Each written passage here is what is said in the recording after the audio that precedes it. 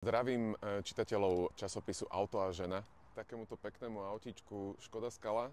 To úplne výrazne niečo iné, ako som ja zvyknutý, na čom ja jazdím. Čiže absolútne rodinné práve do mesta. Podľa toho môjho dojmu, ktorý som si ja všimol už dávnejšie, výrazne agresívnejší nárazník. Je to výborné. Už dnešná doba prechádza na full LED svietenie. Farba červená. Ja osobne by som si asi nevybral na auto, ale práve preto, že to je mestské auto, tak je výrazná.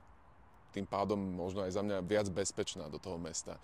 Čo sa týka pneumatik, disky sú 17, sú asi zatiaľ najlepšia voľba, lebo človek aj keď sa nevyhne výmolom v meste, tak nevadí to tomu disku, nepoškodí ho tak ľahko. Človek keď príde ku kufru, tak ho otvorí bezkľúčovo. Má to našťastie v tejto triede elektronické zatváranie a otváranie zadného kufra.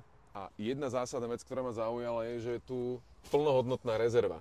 Tá rezerva niekedy môže chýbať, ale ak nie je, tiež sa nič nestane, veď existujú asistenčné služby. Čo ukazuje to, že je to naozaj prorodinné auto a hlavne podľa toho dojmu, čo vidím, viac pre ženy, ktoré často chodia na nákupy a nechcú, aby sa im nákupy vysypali, tak som našiel 4 háčiky, ktoré vám podržia tašky a vyzerajú byť robustné a pevné. Čiže jednak ten priestor toho kufra a jednak to uchytenie tých tašiek ponúka veľa možností. Sú tu samozrejme rôzne ďalšie odkladacie priestory na bokoch, kde všetka tá výbava vám nelieta po tom kufri a máte kufor čistý a pripravený na akýkoľvek nákup. Alebo odloženie aj možno kočika pre deti.